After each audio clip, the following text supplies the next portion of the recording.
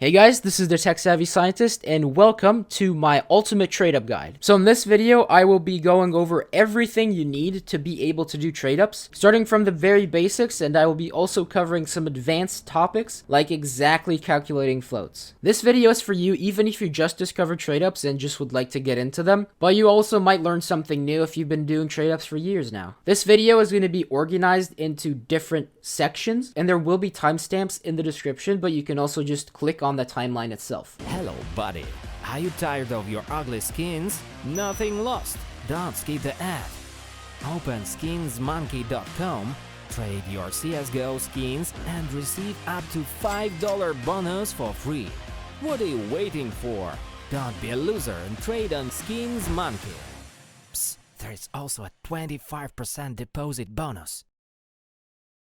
Alright, enough talking, let's get into the guide. So you might be watching the video and you might be thinking, well, what even are trade-ups? It's a valid question, and to answer that shortly, it's a way of taking skins and creating a new skin from the old skins. But the one thing that is incredibly good about trade-ups is that sometimes the new skin that you create from the old skins is worth more than all of the old skins combined. So this is the main motivation behind actually doing the trade-ups. But since trade-ups use skins, it's important to know a little bit more about skins before we actually dive into doing trade-ups. So the first thing I wanted to talk about skins is their rarity. So they're sorted into different rarity tiers and they're associated with different colors. I'm just gonna list all the rarities in order of ascending rarity. So the first one's gonna be the most common and the top one's gonna be the rarest. So first we have the consumer grade skins. These are gray and are very common. Next, we have industrial grade skins. These are light blues, and sometimes you just refer to the rarity as the color itself. Then we have mil-spec, which is dark blue or just blue. The next one is restricted, which is purple. And then classified, which is pink. And finally, the rarest of the rarest, covert, which is red. Besides just the rarity, these skins have a bunch of other attributes as well, and one of the most important ones is the condition. This is exactly what it sounds like. Skins come with different amounts of wear on them, and they are classified into 5 different groups based on the level of wear. So the most worn is battle scarred, and then well worn. The middle one is field tested. Next is minimal wear, and the best condition that skins come in is factory new. The way the game decides if a skin is going to be well worn or factory new is based on a number. And you will learn to call this number the float of the skin. And this is actually one of the most important things when it comes to trade-ups. So this mysterious number, the float, ranges from 0 to 1, and the lower it is, the less wear. The higher it is, the more wear the skin has. And based on how big this number is, the game associates a wear rating to the skin. Not all skins are possible in every single float. For example, the P250 Bengal Tiger has a float range of 0.06 to 0.8. So that means that every single P250 Bengal Tiger skin in the game has a float in that range. And this is very significant when it comes to trade-ups, but we will deal with that later. And some skins have super tight float ranges, some skins have very wide float ranges. It is possible that a skin is not possible in every condition. So for example, the SSG Acid Fade is only possible in factory new, and is not possible in minimal wear, field tested, well worn, or battle scarred. Now there's a table on screen right now that shows you the boundaries between the wear ratings, and you don't need to memorize it, but what you'll notice is once you start getting into trade-ups, you will just know it off the top of your head because you will have to work with this so much. Another thing that's important to mention about floats is that it doesn't change no matter how much you use the skin. So when the skin gets created, the number is generated, and the skin has that float for the entirety of its existence. So the float doesn't change. There's 2 more important attributes that skins can have, and that is StatTrack and Souvenir. So StatTrack basically is just a little device attached to the skin that counts the number of neutralizations, and Souvenir is a whole different story with majors and everything, but they cannot be traded up, so I will not be discussing them any further. The next important thing about CSGO skins that I will talk about is that they are sorted into collections. So as it sounds like, these are collections of skins that have a name, for example, Bravo Collection, and this is a list of skins that's just grouped together. Now, from a trade-upper's perspective, this is important because the collection of the outcome skin is determined by the collection of the input skins. Alright, I think that's enough knowledge about skins for now. Let's take a look at how the trade-up contract is constructed. So when you open the trade-up contract, it greets you with a list of the skins in your inventory that are eligible for exchange. So yeah, as I said before, not every single skin can be traded up. And when you put an item in the trade up contract, the list on the left shrinks. And this is because not every skin is compatible with every other skin. There's a couple of rules that you have to follow to be able to use 2 skins with a trade-up contract. So the first rule is that the skins have to be of the same rarity. So for example, if you put a consumer skin into the trade-up, then the rest of the 9 skins can only be consumer. The second thing that has to be consistent is if it's StatTrack or not. You can only mix StatTrack skins with StatTrack skins, and you can only mix non-StatTrack skins with non-StatTrack skins. However, you can mix skins from different collections, and you can also mix conditions. So it doesn't matter if you use a factory new skin from the Safe House collection, you can also mix it with a minimal wear skin from the Bravo collection. Now, another rule that has to be satisfied by the skins is that there has to be a skin in the collection with the rarity level that's 1 higher. So if you're using mil-spec skins from a collection, there has to be at least 1 restricted skin from that collection. And this has some very significant consequences, which is that some skins, although they may look like you're able to trade them up, some skins are not able to be traded up. For example, the Tech 9 Red Quartz or the Dual Berettas Cobalt Quartz are not able to be traded up because there's nothing above them in the collection. And since knives are not strictly parts of collections, covert is the rarest possible condition, and therefore there's nothing above coverts, so every single covert is not usable in a trade-up. This also unfortunately means that you are not able to trade up to a knife, no matter how hard you try. So a couple things that are true about every single trade-up is that they use 10 skins from the same rarity, and every single skin has something above it in the collection. So now we know what we can put into the trade-up, but the big question is,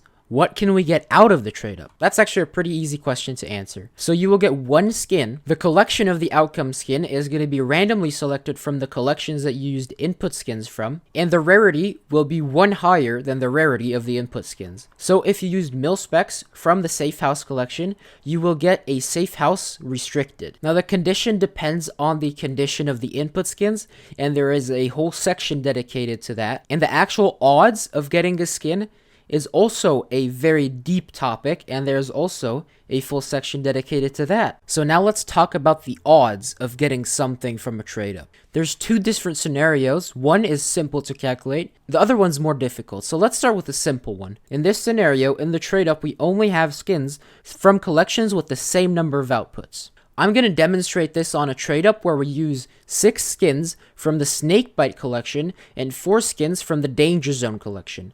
This trade-up is from mil-spec to restricted, and it's important to note that both the Danger Zone and the Safe House collections have 5 skins in the restricted rarity. So the odds of hitting each respective collection is pretty straightforward. It's 60-40, so it's 60% to hit the Snakebite collection because we have 6 from the Snakebite collection, and it's 40% to hit the Danger Zone collection because we have 4 skins from that collection. Now, again, a reminder that this only works if they have the same number of outcomes.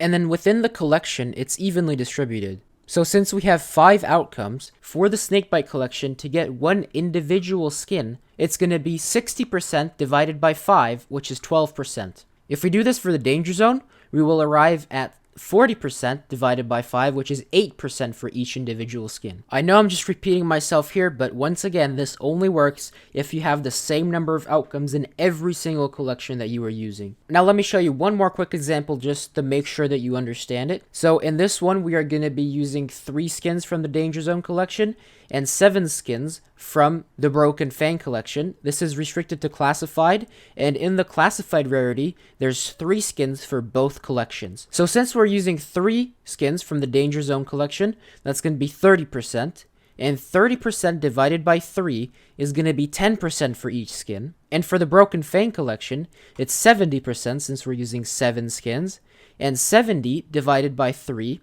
is 23.33%. So hopefully these 2 examples were enough to help you understand how the odds work for trade-ups where the number of outcomes for every collection in the trade-up is the same. So now we are ready to venture into the land of trade-ups where we mix collections with a different number of outcomes.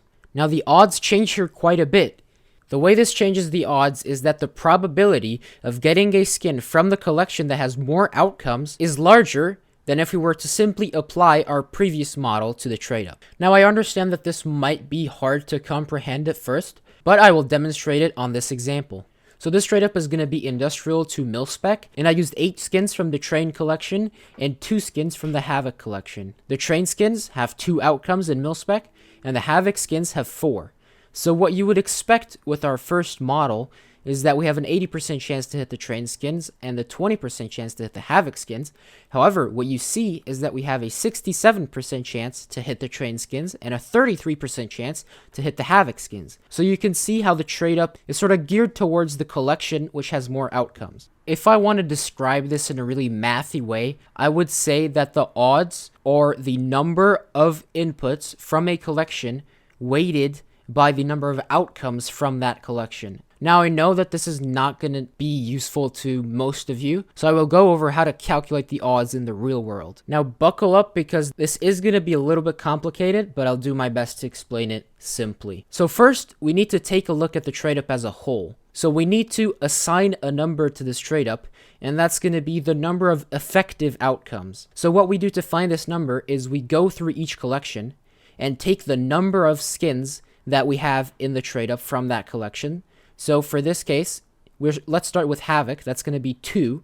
And we multiply that by the number of outcomes from that collection. So that's 4. So 2 times 4 is 8. And then we have 8 train skins, each of which have 2 outcomes. So that's 8 times 2, which is 16. If we add those numbers together, 8 plus 16 is 24. So 24 is going to be the effective number of outcomes. And what you do to find the odds of hitting a collection is you take the effective number of outcomes just contributed by that collection. So for Havoc, that's going to be 2 times 4, which is 8. And you divide it by the whole number of effective outcomes of the trade-up. So we take 8 and divide it by 24, and that is equal to 1 over 3, which is equal to 33%.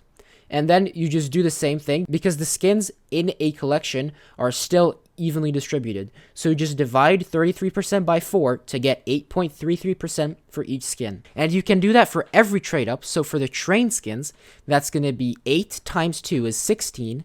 And we divide 16 by 24 and we get 2/3, which is 66%. And if we divide 66% by the number of outcomes 2, we get 33%. So there you go. That's how you calculate the odds for a trade up in which the number of outcomes is different. Now, this might have just gone all over your head, but there's nothing to worry about because I'm going to include 2 more examples just to make sure that you guys understand. Now, if the 2 examples are over and you still don't understand, then head down into the comment section and comment questions that you have, and I will do my best to answer them all. So this is going to be the first example. It's 7 skins from the Bank collection, which has 3 outcomes. It's 2 skins from the Chop Shop collection, which has 5 outcomes, and it's 1 skin from the 2021 Mirage collection, which has 4 outcomes. This is a stupid trade-up, so don't do it. I'm just demonstrating the probability calculations on this trade-up. So let's start by calculating the effective number of outcomes. So we have 1 Mirage skin with 4 outcomes, that's 4. And then we have 2 Chop Shop skins with 5 outcomes. So that's 2 times 5, that's 10. So far we have 14. And then we have 7 Bank skins with 3 outcomes, which is going to be 3 times 7, which is 21. So if we add up 14 plus 21, we get 35. So 35 is going to be our effective number of outcomes. And then let's start by figuring out the odds for the Mirage collection. So we have 4 outcomes and 1 input from the Mirage collection, so that's going to be 4, and we divide that by the total number of effective outcomes, which is 35. So 4 divided by 35 is going to be 11.43%. And then we divide that by the number of outcomes, which is 4, and we get 2.86% for each of the Mirage skins. Next, let's figure out Chop Shop. So we have 2 inputs from Chop Shop and 5 outcomes. So that's 2 times 5 is 10. So we do 10 and divide that by 35. We get 28.57% in total to hit Chop Shop. And then we divide that by 5 and we get 5.71% for each of the Chop Shop skins. And finally, we have Bank, which is 7 inputs multiplied by 3 outcomes. 7 times 3 is 21. We divide that by 35 and we get 60%. Then we divide that by 3 and each Bank skin will have a 20% chance of popping up from this trade up. Our final example is going to be this restricted to classified trade up using 3 Huntsman collection skins with 4 outcomes and 7 Danger Zone skins with 3 outcomes. So again, we try to figure out the total number of effective outcomes, which is 3 times 4 for Huntsman, which is 12, plus 7 times 3, which is 21. 12 plus 21 is 33. So 33 is our effective number of outcomes. And then to figure out Huntsman, we take 12, which was 3 times 4, and we divide 12 by 33, and we get 36 0.36%. So we divide it by 4 because we have 4 outcomes, and we get that each Huntsman skin has a 9.09% chance of popping up from the straight up. Same thing for the danger zone. We have 7 times 3 is 21, and we divide that by 33. We get 63.63%. Dividing it by the number of outcomes, which is 3, we get 21.21% for each of the danger zone skins. So hopefully you were able to understand what I was doing there, and to test your understanding, I will give you guys a little test. Of course, you don't have to take it if you don't want to. Feel free to skip it. So this is going to be the trade up that you guys can test yourselves on. It uses 8 skins from the Safe House collection. This has 1 outcome, and it uses 2 skins from the 2021 Vertigo collection, which has 3 outcomes. So my question is, what is the probability of us hitting one specific skin from the Vertigo collection? If you guys want to do the math, pause the video, because I will reveal the answer in 3, 2, 1. So the probability is 14.29%. So if you got it right, good for you. You understand how to calculate probabilities. If you didn't get it right, maybe you just made a mistake, or maybe you should watch the explanation again to understand it even better. So as I said before, skins come in different wares with different floats, and this is one of the most important factors that influences the price of a skin. So just to demonstrate that, let's take a look at the prices of P250 whiteouts. Field tested is $12, minimum wear is $17, and factory new is $124. If that doesn't show you that the float and the wear rating is incredibly important, I don't know what does. And this is also probably the thing that will cause you the most pain when trying to get inputs for trade ups. Once you have 10 skins for a trade up, the floats of the outcomes are already determined, so there's no random number generation here. It is only dependent on the floats of the inputs. And if you take away one thing, let it be the fact that the floats of the outcomes are only influenced by the average float of the inputs. So the individual floats of the input skins do not matter. So you can use a mix of factory news and battles cards, or just use minimal wares. As long as the average float is the same, the floats of the outcomes will also be the same. I'm sure you all know how to calculate the average float, but it's just adding up the 10 float numbers and then dividing it by 10. So what I'm going to do next is give you a formula and show some examples of how to calculate floats for different outcome skins with different wear rating boundaries. What I'm referring to here is what I talked about a little bit earlier, where not every skin comes in every float. So some skins are capped at 0.06 to 0.8, for example, and you calculate the average float slightly differently than for a skin that's capped at 0 to 1. So I'm gonna sort the skins into 3 different categories. It's gonna be the skins which are full range, so 0 to 1, the skins that only have a top cap, for example 0 to 0.5, so 0 to some number smaller than 1, and the last one is going to be a non-zero lower limit and a smaller than 1 upper limit, so that's for example 0.06 to 0.8 or 0.01 to 0.9, stuff like that. Now the last formula works for every single skin in the game. However, it is also a little bit complicated, so I think that if we use simpler formulas for the simpler cases, it's going to be a lot easier for you guys to do the float calculations. Alright, so the first simplest case is the 0 to 1 capped skins. So it's very, very simple here. You just take the average float, and that's going to be the float of the outcome skin. So on this AK slate trade up here, the average float is 0.068, and since the AK is a full range skin, the float of it is also going to be 0.068. So the next pretty simple case is going to be when your skin has caps of 0 to some number smaller than 1. So in a case like this, what you do is you take the average float and multiply it by the upper bound of the float range. So I'll demonstrate this on the slate example again. The P250 Cyber Shell has a float cap of 0 to 0.85. So you take the average float, which is 0.068, and multiply it by 0.85, and the float of it is going to be 0.0578. Now looking at the Negev Dev texture, it has a different outcome float, and that is because it has a different float range. The upper bound of it is 0.65. So if you multiply 0.65 by 0.0068, the average float, we get 0.042. So since the average float for a trade up is pretty much set in stone, if 2 skins have the same float ranges, it will have the same outcome float, but if they have different float ranges, they will have different floats. And now for the most complicated case. So what you have to do here is you take the maximum float of the float range, so that's the upper bound, then you subtract the lower bound, you get this number, which you multiply by the average float, and you add the lower bound to this number. Alright, so let's make sense of this formula. When you subtract the minimum float from the maximum float, what you're doing is basically shifting the float range so that it starts at 0. And then we multiply by the average float. This is the same step as we would do with a skin that has a float range of 0 to some number. And then we add in the minimum float to adjust for the fact that there is a minimum float. I hope this made it a little bit clearer, but I will of course do a couple examples just to make sure that you understand. So imagine that you start at the minimum float and you're walking on the number line to the maximum float. And let's say it takes you 100 seconds to get there. So if the average float is 0.07, that means that when you start, you walk for 7 seconds and then stop, and wherever you end up is the float of the outcome. So let's take a look at an example with some exact numbers. So let's do this P250 whiteout trade up with an average float of 0.0135. So the whiteout has bounds of 0.06 to 0.8. So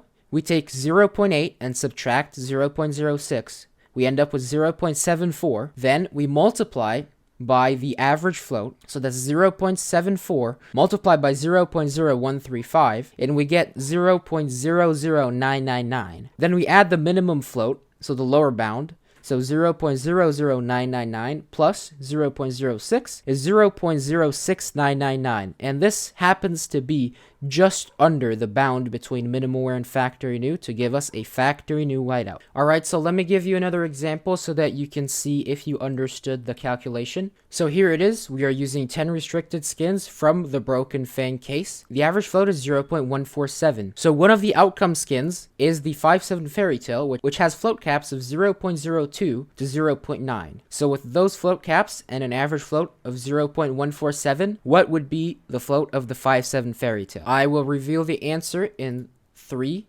2, 1. So if you calculated 0.14936, then you understood how the float calculations work, so good for you. If you didn't, maybe go back and watch the section again. You can also just continue because there are a bunch of websites that do these calculations for you, but I still feel like it's important to understand what's going on if you're going to put money into it. Occasionally, you will also run into the scenario where you don't know the average float, but you know the caps, and you know what float you're trying to go for. Let's say you're trying to get a factory new skin, so you're going for just about factory new, so 0.06999. Then you will use the exact same formula, but in reverse. So if you know a little bit of math, you can probably figure this out yourself, but I will go over it here. So here's how the formula goes. So you take your desired float, you subtract the lower bound, and you divide that whole number by the range. So that is the maximum float minus the minimum float. So for the example that we're going to do is going to be the AK-47 Fire Serpent, which is a typical skin that is hard to get into factory new. It has caps of 0.06 to 0.76. So let's see how this works out. So our desired float is 0.07. If we subtract the lower bound, which is 0.06, we get 0.01. And then we take the maximum float, which is 0.76, and we subtract the minimum float, which is 0.06. We get 0.7, and now we divide the two numbers. So we do 0.01 divided by 0.7, and we get 0.014286. And that is going to be our average float that we need to get the Fire Serpent into factory new with a float of 0.07. So anything under that average float will give us a factory new Fire Serpent. So that's basically all the theory I wanted to cover in this video. The topic of trade-ups is very diverse and deep, and I physically cannot put all the information that you need to be good at trade-ups in one single video, and it will take a lot of time to master the art of trade-ups. For me personally, it took a lot of experimentation, and I did lose a little bit of money in the beginning that I since have made back. And I watched a lot of videos about how stuff works. So like how floats work and how the probabilities work and stuff like that. I watched a lot of videos. So a lot of time went into that. Also, I figured a bunch of stuff out myself. So when I was starting out in the very beginning, I literally wrote down the floats on a piece of paper and did all the math on paper and just sort of looked at what patterns I can get from the input floats and the outcome floats, and that's how I figured out the floats myself. There's also a tiny little caveat with these floats, is that not every single imaginable float is possible. So if you go down to like the 8th or 9th digit, what you will see on databases is that it sort of goes in steps. So basically it's a lot of math and coding stuff that doesn't allow every single float to be possible. And when you're just doing trade ups for regular factory new skins, this literally does not affect you. It only affects you if you're going for specific float crafts, which I would suspect if you're watching this video, you're not going to be doing for a while. So I think the last thing I'm going to go over is a couple of websites that are good resources for doing trade ups. So the first website is TradeUpSpy. It has both a trade up side and a case opening side, but I'm only going to be going over the trade up side because that's what we're talking about in this video. So they have some trade ups that's ready to be done. You just need to get the skins. They also have a calculator. So let's take a look at the trade ups. They have 3 every week that you can inspect, and it tells you what inputs you need at what floats. It tells you what prices they used.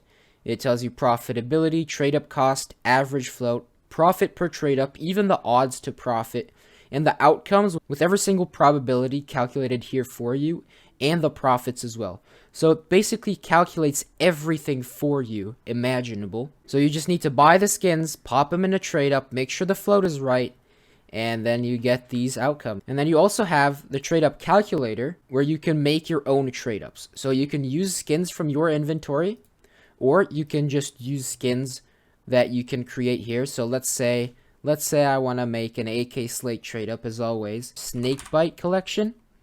And then you can choose the condition up here and then click on the skin. You can go straight to the Steam store page from there.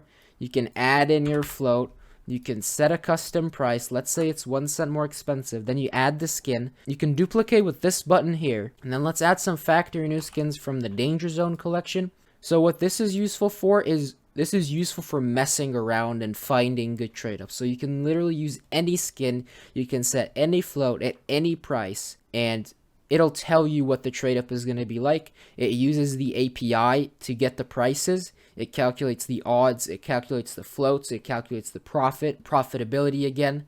So this is also a very useful tool that I use very often.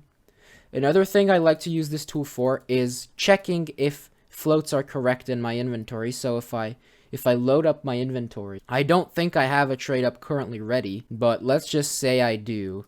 So let's just put in a bunch of mil-spec skins. Let's just say you had a trade up ready with 10 skins. You just plop it in, and it tells you the float of every outcome, so you can double check that the outcomes are what you want them to be, if that makes any sense. If you get the premium version, which if you use my link in the description below, you get 2 free days of premium for every month that you buy. And it also supports me, so I would appreciate if you use the link in the description. And if you have premium, you get some extra trade-ups, which I'm not allowed to show you here, but there's, I believe, 5 extra trade-ups every week just below here, which are oftentimes even better than this. And then you get access to stats, where you can follow your own trade-ups. As you can see, I've been in a bit of depression, so I stopped tracking for a while. But you can track your trade-ups as well. So you input the price that you bought the trade-up for, and you input the price of the outcome. You can choose to calculate in Steam text or not, depending on where you sell. So this is extremely useful if you want to keep track. And then it also has a database of all the skins with prices sorted into collections,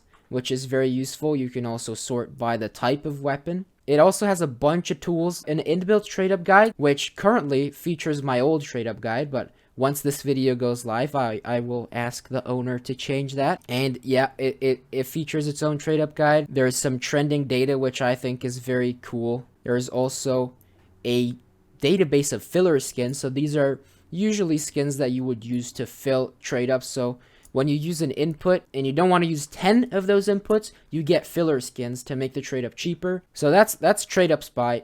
This is the website I use most often. And let's move over to the second website. Now the second website is CSGOStash. This is basically the same as the last thing I talked about on TradeUpSpy. It's a database of every skin with prices. It is very useful. It also tells you the float range and the prices in each condition. So it is very useful in my opinion. I use it a lot when I try to figure out trade ups. And then the final website I'm going to go over today is the Float database. This is just what it sounds like. It is a database of 780 million skins. This is the largest database known of skins, and you can literally search anything, any skin with any paint seed in any category with any rarity. You can sort by a bunch of options. You can sort by float. You can put in minimum, maximum floats that you want.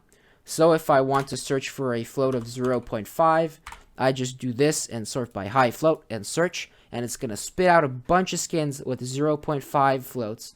So that's pretty cool. You can also search for sticker craft, how old the skin is, the minimum price, the maximum price. And also, if I go back to just the standard, it tells you who owns the skin, and if you click it, it goes to their Steam profile.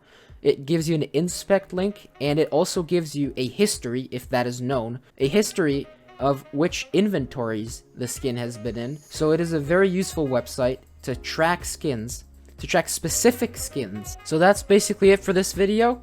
It definitely does not cover everything, but I hope that it arms you with the necessary tools to find good and profitable trade ups. So definitely let me know what you thought about it, or if you still have questions, leave a comment below and I'll do my best to answer every single one of them. And also let me know if you made some stonks with stuff that you learned from this video. If you're still curious about more things about trade ups, go ahead and watch some of my other videos. I can basically guarantee you that there is something to learn from them. As always, trade ups are done at your own risk, and if you lose money, then that's unfortunate, but I am not responsible for that. So I hope you enjoyed this video, and I hope you learned something. Thanks for watching, and I'll see you in the next one.